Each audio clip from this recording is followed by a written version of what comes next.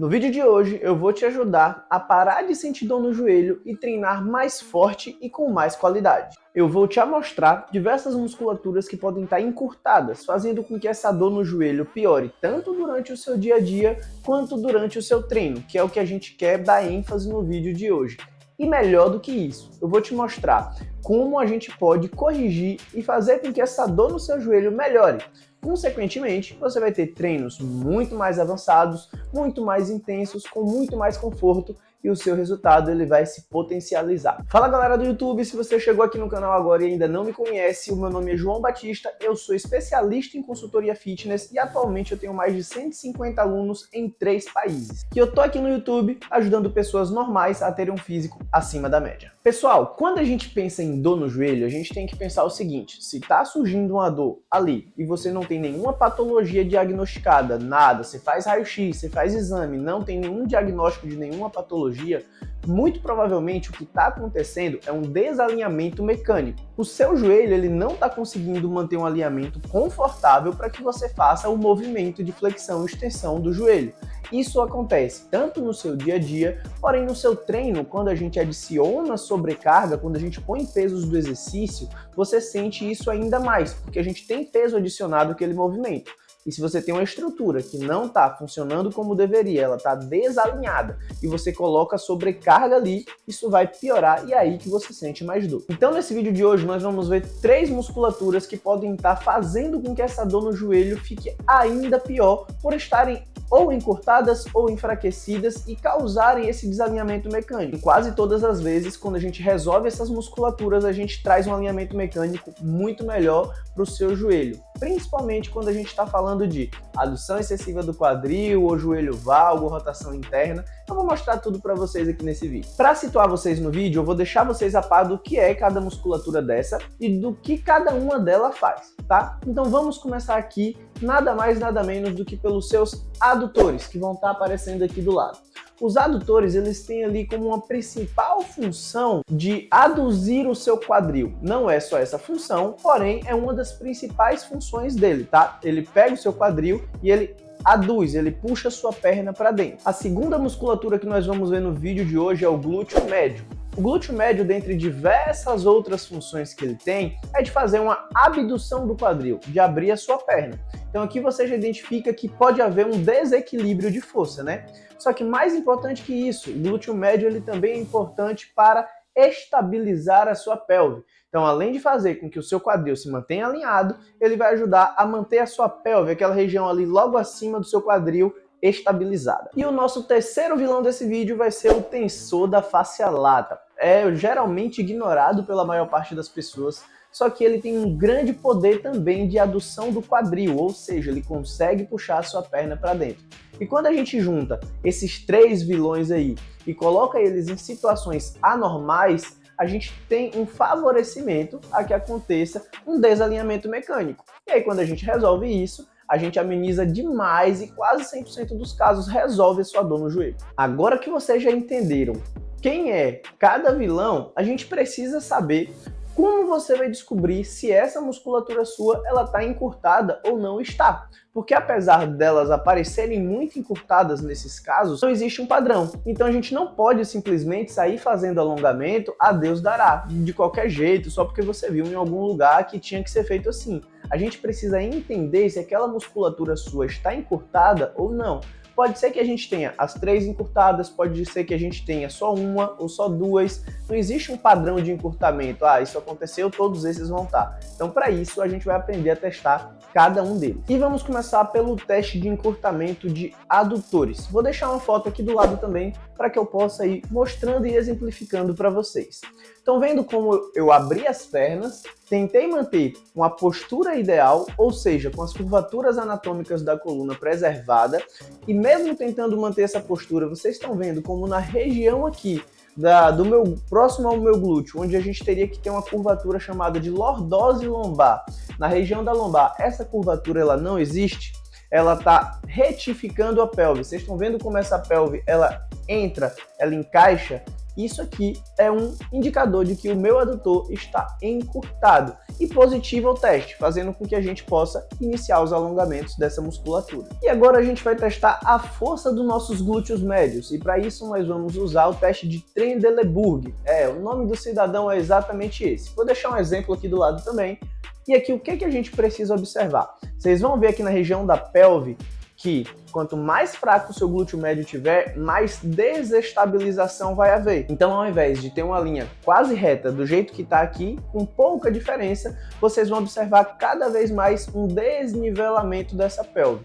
E quanto mais essa pelve estiver desnivelada, quer dizer que o seu glúteo médio está mais fraco. E por fim, o tensor da face lata. O teste de tensor da face lata ele é um pouco mais complexo para a gente fazer sozinho. Geralmente a gente precisa da ajuda de uma outra pessoa, de um profissional, mas aqui a gente já vai partir para a prática. Então vou mostrar para vocês o alongamento de tensor da face lata e aí a gente vai falar sobre percepção subjetiva de esforço. Se você perceber isso, quer dizer que ele está encurtado e a gente pode aplicar os alongamentos. Se você quer aprender como que a gente vai corrigir o alinhamento dos seus joelhos e melhorar os seus treinos, não perde tempo e se inscreve agora aqui no canal, porque vocês deixam para se inscrever depois e aí acabam esquecendo. A maior parte do pessoal que assiste os vídeos não é inscrito. Então, me ajuda se inscrevendo no canal, que eu ajudo vocês trazendo conteúdo para otimizar cada vez mais o treino de vocês. Então, agora vamos para a prática. Já descobrimos quais musculaturas a gente tem encurtado, pode ser uma, pode ser todas, pode ser nenhuma. E agora a gente vai aprender como que a gente vai resolver esses encurtamentos. O que é que a gente precisa alongar e como a gente precisa alongar para melhorar os resultados. Primeiramente, antes de mais nada, antes da gente falar de alongamento, vocês precisam pensar em PSE, que é percepção subjetiva de esforço. Quando a gente vai alongar, a gente não pode alongar de forma exacerbada, a gente não pode simplesmente abrir a perna ali como se o mundo fosse acabar, sentir dor e acabar se lesionando, tá? Então sempre que vocês forem fazer um alongamento, vocês precisam parar e observar mais ou menos o quanto que está de desconforto, de 0 a 10. 0 é nenhum incômodo, 10 é um incômodo insuportável. E eu recomendo que vocês fiquem algo entre 7, no máximo 8 de percepção subjetiva de esforço. Então você vai alongando e vai avaliando essa percepção. Quando você vê que está ali na casa dos 7, quase 8, você para ali. Não alonga mais, porque senão você corre o risco de se machucar, e não fica menos que isso, porque senão a gente não tem benefícios do alongamento. Dito isso, eu vou mostrar para vocês duas variações de alongamento de adutores, porque é uma musculatura que comumente está encurtada e às vezes as pessoas não conseguem fazer a variação mais comum, que é essa variação aqui, onde você fica justamente na posição do teste e abre as pernas em uma parede. Porém, para isso aqui ser eficaz, vocês não podem perder as curvaturas anatômicas da coluna, não é só simplesmente abrir a perna, porque o seu adutor pode puxar a pelve em retroversão, que nem acontece no teste, e aí ele não vai estar alongando se você permitir que isso aconteça, e também não pode sentir muita dor, lembra, não pode passar de 8. Então, para muitas pessoas, isso aqui é muito difícil. Então a gente tem uma segunda variação para a gente começar a ir alongando esses adutores e quando eles estiverem com um pouquinho mais de flexibilidade, a gente passa para essa variação, que é a variação borboleta. Justamente essa variaçãozinha borboleta aqui, ela é um pouco mais fácil e também é eficaz para a gente ir ganhando tamanho nesses adutores e quando eles estiverem confortáveis, a gente muda e vai para o alongamento de adutores na parede.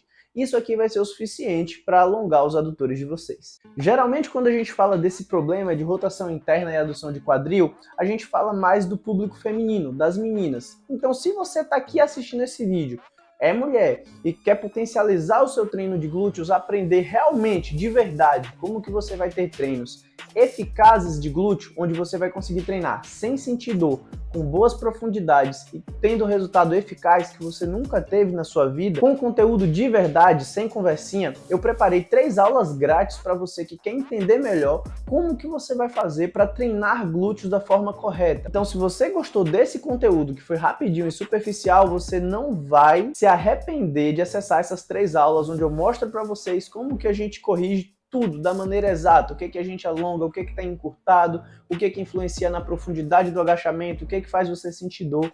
Vou deixar o link aqui na descrição do vídeo e são 3 aulas grátis. Só você colocar seu e-mail, seu telefone, seu nome e você vai ter acesso a esse conteúdo que eu poderia facilmente cobrar, mas está lá para vocês aprenderem a treinar de forma eficaz. E agora vamos para glúteo médio. E glúteo médio a gente tem um ponto muito importante que a gente não pode deixar de falar, que é o seguinte: o glúteo médio, geralmente, ele está fraco. Mas para ele estar fraco, ele está encurtado. Então a gente vai fazer aqui um bônus, um plus, para a gente conseguir uma eficácia, que a gente não pode simplesmente alongar. Se a gente só alongar, a gente vai trazer o seu glúteo médio para um tamanho normal e com o tempo ele vai desenvolvendo força, ele vai sendo sinalizado e ele volta ativa com a força legal.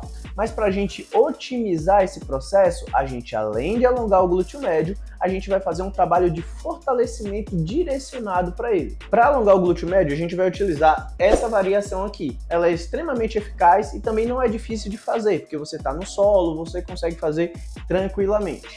Então, fazendo isso, a gente vai estar alongando. E para fortalecer, a gente vai utilizar o que a literatura traz para a gente como uma das melhores opções para o fortalecimento de glúteo médio, que é justamente o glúteo ostra, abdução de quadril ostra com mini band acima dos joelhos. A gente vai ter sua pelve estabilizada, o outro lado vai estar ali apoiado no solo e a gente consegue fazer um bom fortalecimento de glúteo médio.